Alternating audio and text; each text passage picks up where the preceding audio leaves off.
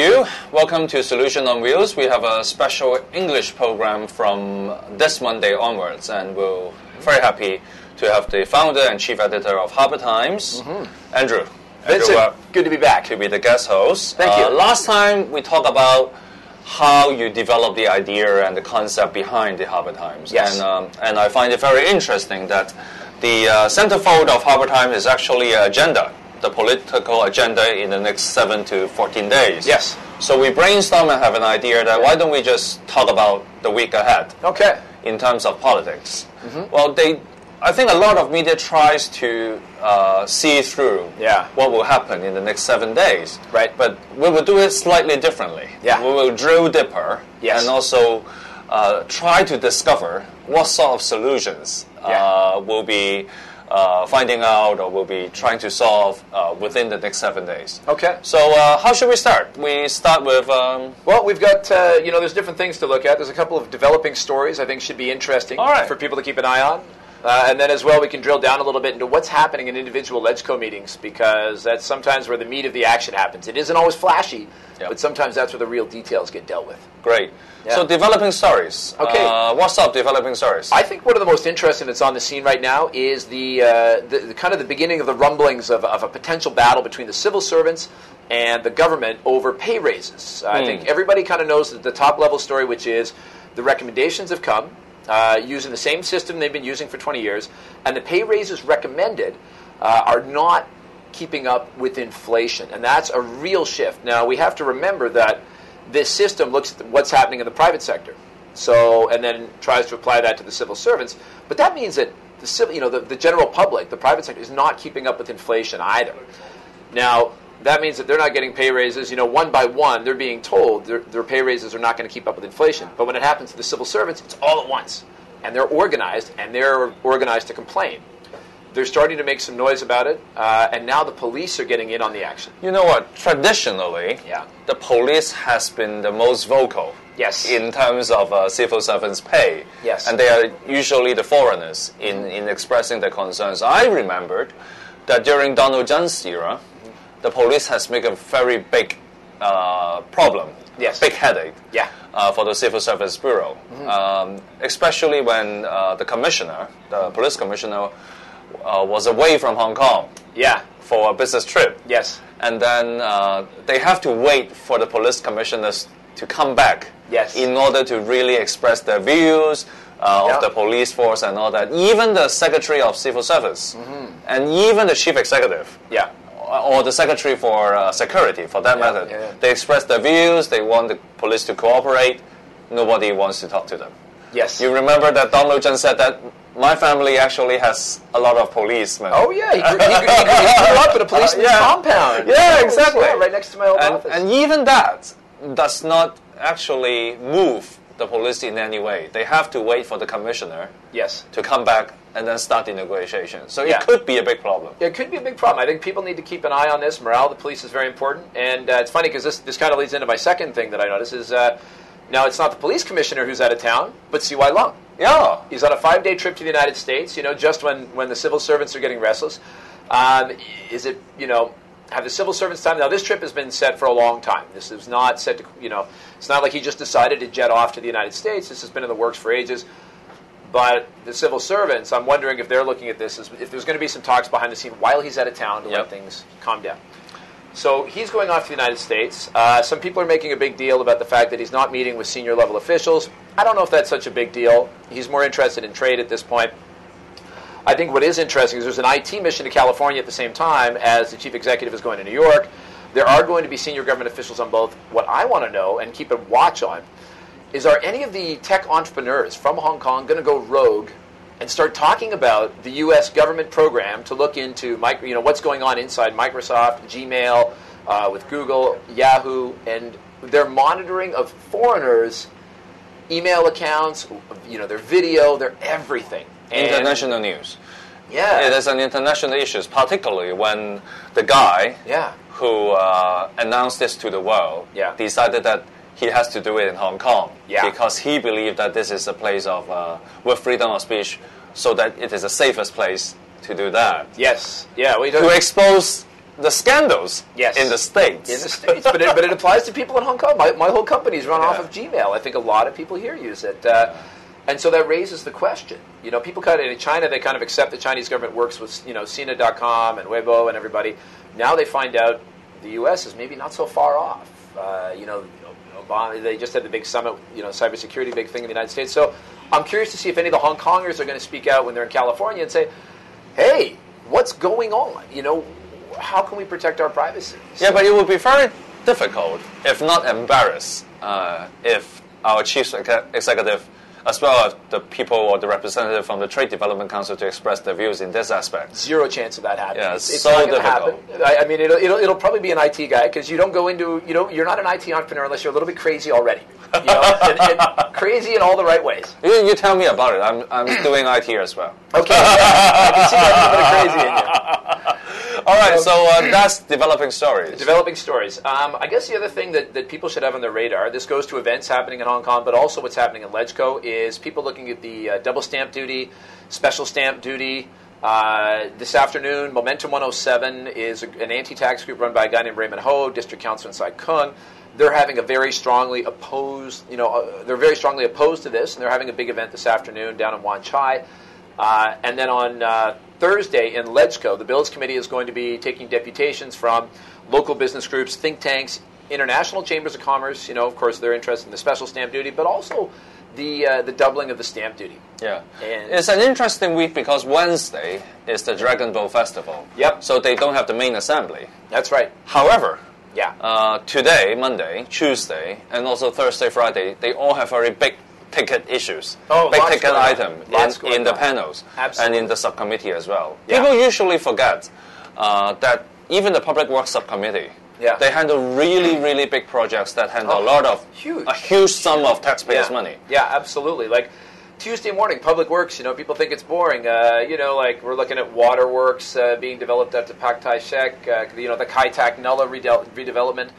But there's $3.1 billion worth of projects that are going to be discussed in that meeting. So it's definitely one to keep an eye on. One that people will see a little bit more evidently is the building up of the ferry pier terminals and putting extra floors on so the ferry companies can get more revenue to help subsidize the ferry schedules, which goes to transportation people on the island. So, these are big deals. And you know what? I want to talk slightly more about the Kai Tak Nulla as well. Okay. Because when I was in the government, this is where the ideas has first mentioned to the public. Yeah. And it was 15 years ago. Yeah. And finally, you go to the Public Works Subcommittee and actually get the resource to do that. Mm-hmm. And the Kai Tak Nulla is a very important symbol in terms of, or milestone in terms of town planning as well. Yeah. Because you have a cover-up Nulla, you want to open it up and try to turn it into a river. Yes. And Seoul tries to do it once. The mayor of Seoul back then, 10, 15 years ago, they want to do it. It's called the Ting Kai Chun, and they want to do it like that.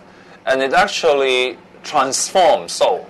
Yeah, yeah. And it leads to the new Chinese name and the new Seoul and all that. So the Kai Tak Nulla, together with the Kai Tak redevelopment, the old airport into something entirely new, could be a very important project in Hong Kong. And very important. And we have to look at not only the dollar sign, but actually how much the legislators understand this project. Yeah. I mean, by watching this discussion, sometimes you just wonder, did they really read the LegCo brief? Yeah. How much do they know the project? Yeah. I mean, is the legislators doing their job? Yes. I think it's something very interesting to look at, too. It is. We're going to be keeping an eye on that. In our next issue of Harbour Times, we're going to start introducing a LegCo performance of the week. Who's been doing their homework? Who's showing up prepared? So we think that will be a popular one. So, and there are also social issues, right? I'm particularly issues. Interested in the street sleepers issues. Yeah, today the meeting has started already, 8:30 this morning. It's going on right now as you and I are taping the show, and that is the committee for the panel on welfare services. And they are looking at the street sleepers issue today. Number to come out of that, 642, give or take, day to day, street sleepers in Hong Kong. When you look at the numbers like that, you wonder why we can't take care of that. We could fit all those people in one building, one building up, we're done with that one, and then move on to other issues. But, it's complicated. The Hong Kong government right now is looking at their funding. They fund 3 groups, right? The Salvation Army, St. James Settlement, and the Christian Concern for the Homeless in Asia. interestingly enough, all Christian groups. I don't know where the Buddhists and the Muslims are on this one, but they get the funding to run comprehensive programs. They're out there registering people, providing everything from making sure they get a shower and a haircut, to emergency shelters when there's tough weather conditions, too hot, too cold, typhoons outside. It's actually quite comprehensive, but it makes you wonder really why it's 642 people out of a city of 7 million. Why we can't just get them sorted out? Well, let me give you an idea of what is the number 642 really means. It basically means that in Hong Kong, every 10,000 people, there will be one street sleepers. Yeah. Is that the case? Yeah. Which is quite scary if this is the case. Yeah, it's scary that we have so many resources at our disposal, both through charities. I'm a bigger fan of charities than government, but in government and charity, and yet we're still not there. They get CSSA and they can get special allowances for things like education costs. We still have children in this situation. I mean, that's really disturbing, and we've missed something. Yeah, I think. and interesting. And another point of interest is that how they label such person. They label it as street sleepers. Yes. Whereas in different parts of the world, sometimes they will basically say it's beggars. Yeah. But they're not necessarily the same thing. They're not necessarily the same thing. You can live like I know. Where in Vancouver, 30 years ago, they had a problem. Now, this is 30 years ago. It's been dealt with. But they would have kids come out of wealthy neighborhoods, and they would be panhandlers. And beggars. Okay. Be a guy wearing, US $600 Doc Marten boots and be asking for change because it was almost like they were doing it for kicks and rebel against their parents. So how should we distinguish panhandlers and beggars? A beggar is somebody who's out in the street asking for money, right? Okay. And panhandlers is just a more aggressive version of that. But street sleepers might be out there doing recycling. They might have day jobs, but still not be able to afford a place to live.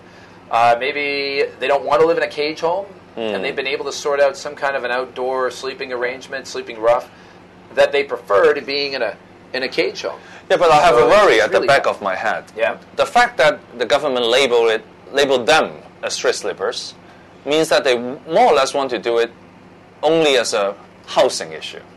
How to accommodate them. Okay. Rather than a social or welfare issues per se, like how to help them to break the cycle, how to help them to make a better job, or transportation issues. So I hope we are not going into this is only an accommodation and housing issue, so they no longer have to live in the street, they have to live in other places. I mean, it's a much broader issue to me. It's a much broader issue. Yeah, they call it they have a term for it, ISD, which is like an integrated scheme for developing people, and it's the idea that they also help them to get jobs and things like that. So these aren't, I wouldn't say that just because you're sleeping in the street means that you are necessarily almost always a beggar. I'd say probably they do have mini entrepreneurial ventures like recycling. They may very well be working jobs. Only about 272 of the 642 don't have access to CSSA. The other ones do. So they are getting funding. So you're right. It is a complex issue, and I think that they're trying to deal with it.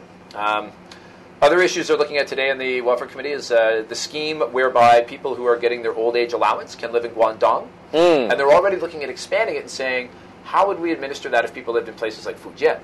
How would you apply? How would you renew? If you're old and really sick and can't travel, can you still apply for it and not have to come back to Hong Kong? So that's another issue that they're dealing with today. Okay, so we've looked at developing stories. We also look at what happens at the Legislative Council. Anything we need to pay more attention to? Towards the end of the week, the things to look out for, there's a meeting of the LegCo Finance Committee. They're going to, I think, probably sign off on $22 billion worth of spending for 7 helicopters. What? Oh, yes. Helicopters ain't cheap. $22 billion? That's a lot of money for the what. So that's some big money that's going into helicopters towards the end of the week. And Finance Committee is always a good one to watch because after something gets approved, it's still got to get through finance. Yeah. The other thing they're going to be looking at is a one-off to help buses get retrofitted, Euro 2 buses, in terms of, we're talking about pollution and making emissions out of buses. They're going to give them an extra $120 million to retrofit Euro 2 buses to make them a little bit cleaner. Earlier in the day, they'll talk about that in the Environment Committee, retrofitting old buses. And again, this is all just part of trying to clean up the air in Hong Kong, and there's going to be some more money splashed out for that. Do we got time to talk about a couple of events? Go ahead. All right. I already mentioned the M107 event today that people can look at. Every once in a while, there's things that happen in Hong Kong that are off the record, that are not accessible to the media, and some of them I would love to get into. There are going to be 2 meetings this week. The LegCo meetings for what they call, it's like the audit committee here. Yep. And these are off the record. And this is where, LegCo kind of examines what the government's been up to. I think that would be a great one. The LegCo meeting of public accounts for the Public Accounts Committee. And that would be a great one for guys like you and I to get into. And there may be a push for that in the future, I suspect, with all that's going on in Hong Kong, for more transparency to see what's happening there. The other one is Regina Ip is going to be speaking to the Hong Kong General Chamber, do's and don'ts of picking winners in Hong Kong. She's talking about industrial policy, no media, members only. I think that's great for the General Chamber members, but I think that guys like you and I would like to know what somebody in Executive Council thinks about picking winners and losers. If you know somebody who might be sitting in the room, tell them to give me a call. Well, all right. So I think we have a very busy week. Yes. On top of the dragon boat racing. Yes. Everybody needs a day off. So can I get one last event in? Oh, please. Carrie Lam, the Vice Chairman of the Hong Kong General Chamber, Christine Fung, Social Services, Forum on Alleviating Poverty, being held by the Bauheni organization at the end of the week, about how business and government can work together to alleviate poverty. So they haven't been getting along so well, the government and business. I'd be interested to see how they're getting along. You mean Christine Fang? Christine Fang is going to be there from the outgoing Hong Kong Council of Social Services head. Are people more willing to speak their mind when they're on the way out? Oh, that would be interesting. Yeah. That would be interesting. So that'll be one to watch. And particularly, Carrie Lam is a very strong, used to be a very strong director of social services back then. So it could be an interesting discussion. It's an open forum, Cantonese language. I'd highly recommend people to see if they can get out to see it, if they're interested in this. And the date, time again? The date for that one is on Friday. This Friday. It'll be held out at the Bauheni Organization's headquarters in Aberdeen. So a little bit out of town, but if it's Carrie Lam, with that lineup, I'm sure people will go. 9:30 in the morning, starts early. But I think you have to go to the Bauheni.org website to register. All right. So today we look at the developing stories not only in Hong Kong, but also in California. We'll see when C.Y. Leung brings the delegation, whether rogue entrepreneurs. Whether they will talk about sensitive IT issues. The American government watching Hong Kong citizens' data. That's what I want to know. And we'll know that the government is talking about very important town planning projects. Social welfare projects, and helicopters, expensive ones. Helicopters, always very controversial. And we also talk about the difference between street slippers and beggars. But most of all, I think the highlight for this week is Friday, where Carrie Lam will have a very interesting discussion with Christine Fang of the HKCSS. And it's an interaction with the business community about how they can contribute. So the Hong Kong General Chamber will be represented, and people seem to expect business to do more now. Is that appropriate? I don't know. Maybe go check it out. All right. And you can watch our show on www.hksow.hk, but also Harbour Times have a banner which also leads you to our website and have a look at our discussion. And see you next Monday at 11. We'll talk about what happens next week then. You betcha, Vincent. All right. Cheers. Cheers. Bye. Bye.